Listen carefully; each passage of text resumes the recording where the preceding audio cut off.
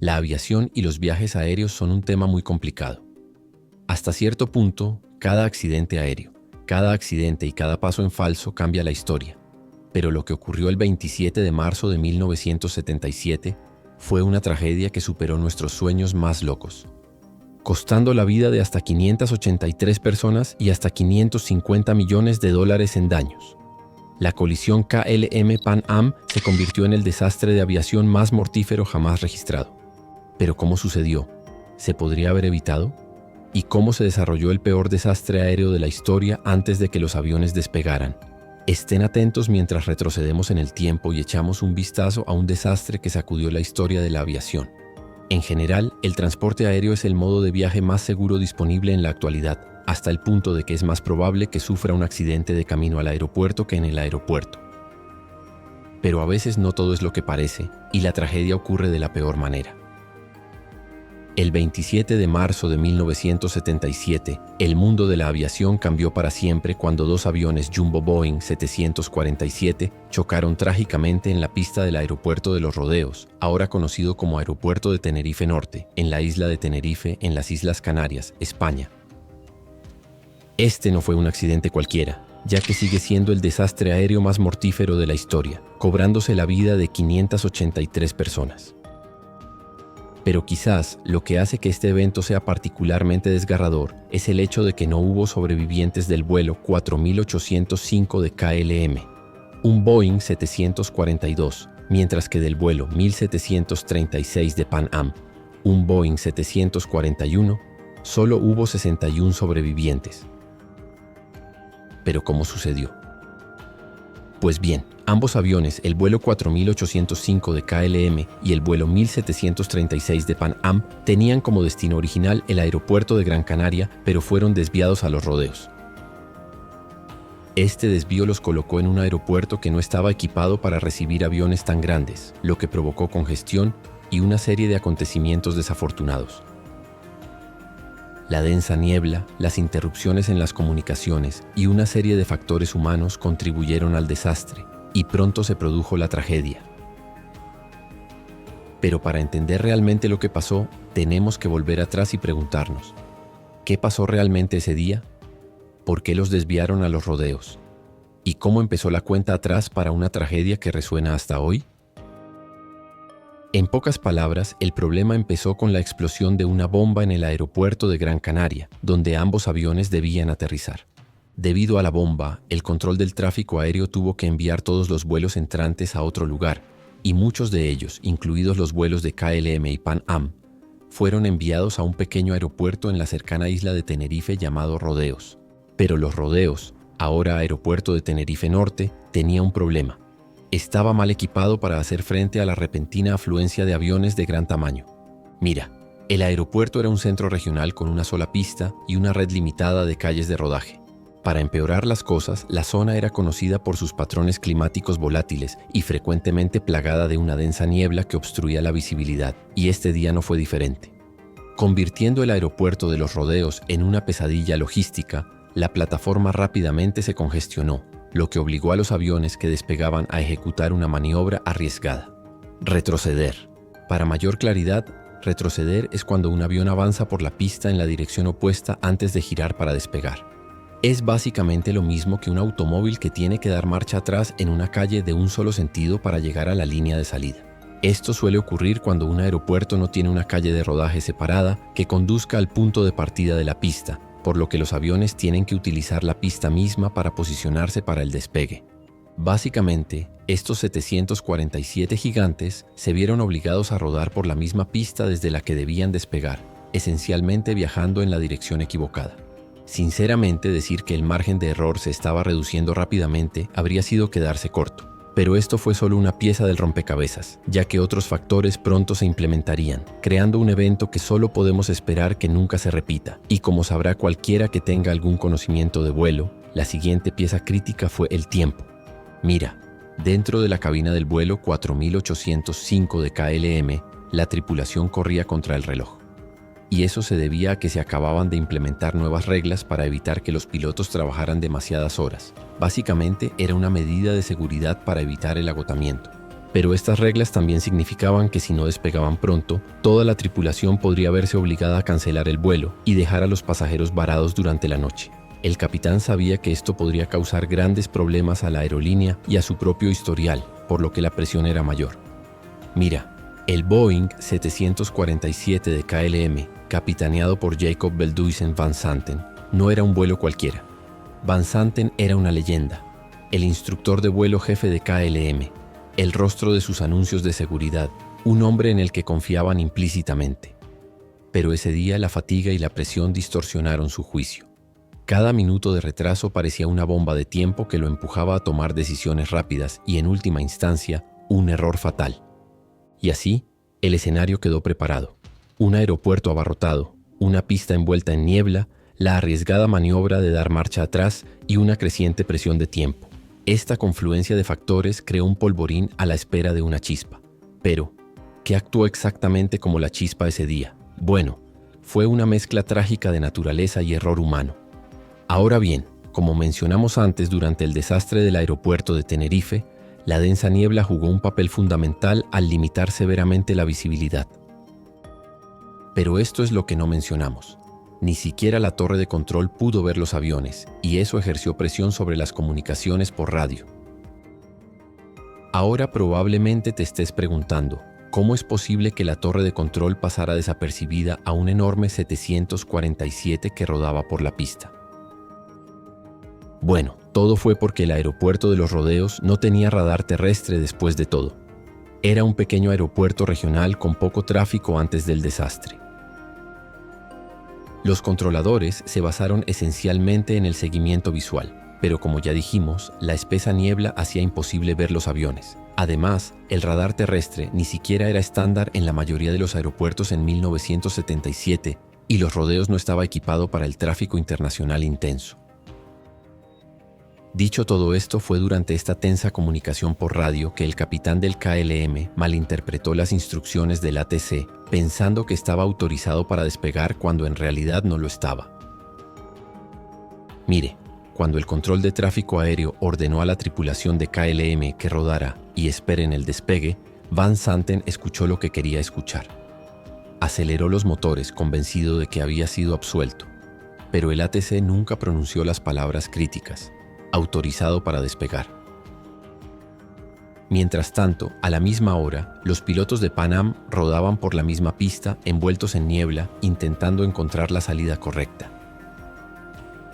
Verá, debido a una mala planificación, la tripulación de Pan Am originalmente había perdido su salida asignada debido a una mala señalización, lo cual, por cierto, era un defecto por el que el anticuado aeropuerto de Tenerife era famoso.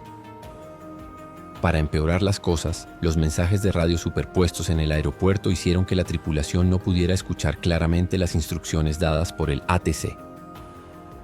El desastre se estaba gestando. Ningún radar terrestre rastreó su posición. Ninguna luz de la barra de parada les advirtió que esperaran, y todo se vino abajo cuando el copiloto del KLM comunicó por radio al control de tráfico aéreo. Estamos en el despegue. La torre, creyendo que el avión estaba en posición de despegue, respondió, «Está bien», pero antes de que el controlador aéreo pudiera terminar, la cabina de Pan Am llamó para informar que todavía estaban rodando en la pista. Pero este mensaje nunca llegó, ya que una llamada de radio simultánea de la tripulación de Pan Am provocó una interferencia que se escuchó en la cabina del KLM como un sonido estridente de 3 segundos de duración. Este sonido estridente provocó la transmisión de la tripulación de Pan Am. Aún estamos rodando por la pista, Clipper 1736. Fue bloqueado e inaudible para la tripulación de KLM, y para empeorar las cosas, hizo que la tripulación de KLM se perdiera la última parte crucial de la respuesta de la torre. Van Santen nunca escuchó la advertencia. E incluso si lo hiciera, la barrera del idioma entre la tripulación de KLM de habla holandesa y los controladores de tráfico aéreo de habla hispana simplemente se sumó a los problemas de comunicación. Mientras se preparaba para despegar, dentro de la cabina de KLM hubo señales de vacilación antes del despegue. El primer oficial Klaas Meurs repitió el último mensaje de la torre, pero se detuvo un poco, como si no estuviera seguro. Entonces, el ingeniero de vuelo Wilhelm Schroeder habló y preguntó: ¿no está todavía el Pan Am en la pista? Pero el capitán Van Santen simplemente descartó la preocupación y siguió adelante. Después de todo, en aquel entonces, los miembros jóvenes de la tripulación rara vez desafiaban a su capitán. Básicamente, nadie detuvo al capitán. Impulsado por un sentido de urgencia y el deseo de cumplir con las regulaciones de tiempo de servicio de KLM, el capitán Van Santen inició el despegue. Mientras él y el KLM 747 recién repostado aceleraban por la pista en medio de la densa niebla, se produjo un desastre. En los momentos finales y desgarradores del desastre, los pilotos del Pan Am finalmente vieron la forma inminente del avión de KLM, pero ya era demasiado tarde. En ese punto, todo lo que pudo hacer fue una maniobra desesperada, mientras hacía un giro brusco hacia el borde cubierto de hierba de la pista. Esta era su única esperanza de supervivencia, pero ese día el destino simplemente dijo no. Simultáneamente, a bordo del KLM, el capitán Van Santen finalmente notó el Pan Am y luchó desesperadamente por desafiar la gravedad, intentando un despegue prematuro. El 747 gimió, tirando de cada remache, pero las leyes de la física fueron crueles y el tren de aterrizaje del KLM desgarró la parte superior del fuselaje del Pan Am con un violento chirrido de metal contra metal que terminó en una explosión cegadora. La bola de fuego envolvió a ambos aviones en un infierno que selló el destino de cientos de personas, ya que los 248 a bordo del KLM se perdieron instantáneamente. En el Pan Am, 335 de los 396 pasajeros y tripulantes sucumbieron a las llamas y al impacto, dejando solo 61 supervivientes, incluido el capitán, para ser testigos de la carnicería. La escena era de un horror inimaginable, agravado por la espesa niebla que aún se aferraba al aeródromo.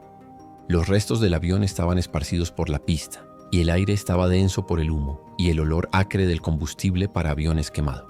De hecho, la situación era tan mala que ni siquiera la torre de control de los rodeos pudo ver el accidente debido a la espesa niebla. Solo pudieron escuchar la explosión masiva.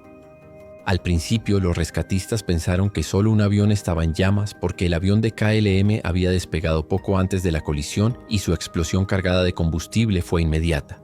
El avión de Pan Am, sin embargo, se rompió en pedazos y muchos supervivientes quedaron atrapados en su interior. No fue hasta que los rescatistas llegaron a los restos que se dieron cuenta de que 2 aviones estaban involucrados en el desastre. Los socorristas lucharon por sortear el caos, pero sus esfuerzos se vieron frenados por la visibilidad limitada y la amenaza constante de más explosiones.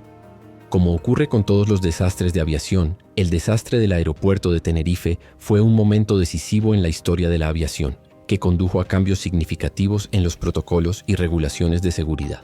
Uno de los impactos más significativos del desastre de Tenerife fue el énfasis en la fraseología estandarizada en las comunicaciones aéreas. Debido al accidente, la Organización de Aviación Civil Internacional, OACI, implementó nuevos procedimientos de comunicación, incluido el uso de fraseología estandarizada y la adopción del inglés como idioma común en el control del tráfico aéreo. Hoy en día, la palabra despegue solo se pronuncia cuando se da la autorización de despegue real o cuando se cancela esa misma autorización.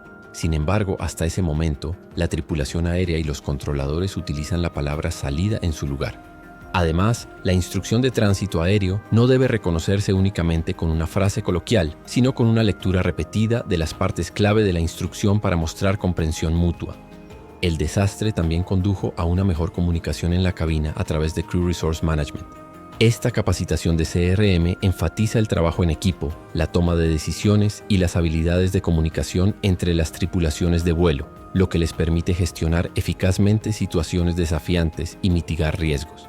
El accidente de Tenerife puso de relieve los peligros de la cultura jerárquica de la cabina de mando, donde los oficiales subalternos dudaban en desafiar a los pilotos veteranos. Debido a esto, ahora se alienta a los miembros de la tripulación de vuelo con menos experiencia a desafiar a sus capitanes cuando crean que algo está incorrecto, y se instruye a los capitanes a escuchar a su tripulación y evaluar todas las decisiones a la luz de las preocupaciones de la tripulación. En términos de mejoras de la infraestructura aeroportuaria, el desastre de Tenerife impulsó inversiones en sistemas de radar terrestre, sistemas avanzados de iluminación de pistas y sistemas de aterrizaje por instrumentos para mejorar la visibilidad y facilitar operaciones más seguras en condiciones de baja visibilidad. Tras el accidente, el gobierno español instaló un sistema de radar terrestre en el aeropuerto de Tenerife Norte. Además, los aeropuertos de todo el mundo han invertido en mejorar la infraestructura, incluidas pistas, calles de rodaje y sistemas de comunicación, para mejorar la seguridad y la eficiencia. Ahí lo tienes, la historia se escribió de la peor manera posible. 583 vidas perdidas. Un desastre que nunca debería haber ocurrido. Una tormenta perfecta de falta de comunicación, presión y niebla, tanto literal como figurada, provocó el accidente de aviación más mortífero de todos los tiempos. Pero si hay algo que la aviación hace bien es aprender de las tragedias. El desastre de Tenerife lo cambió todo, desde cómo se comunican los pilotos con el control del tráfico aéreo, hasta cómo se entrena a las tripulaciones para desafiar a la autoridad cuando la seguridad está en juego. Hoy en día, volar es más seguro que nunca gracias a las lecciones aprendidas de ese fatídico día. Pero los ecos de Tenerife todavía persiguen al mundo de la aviación. Un duro recordatorio de que incluso la más mínima falta de comunicación puede tener las consecuencias más graves. Gracias por mirar. Si este desglose le resultó revelador, no olvide darle me gusta, compartirlo y suscribirse para profundizar más en los momentos que dieron forma a la historia. Manténganse a salvo y nos vemos en el próximo.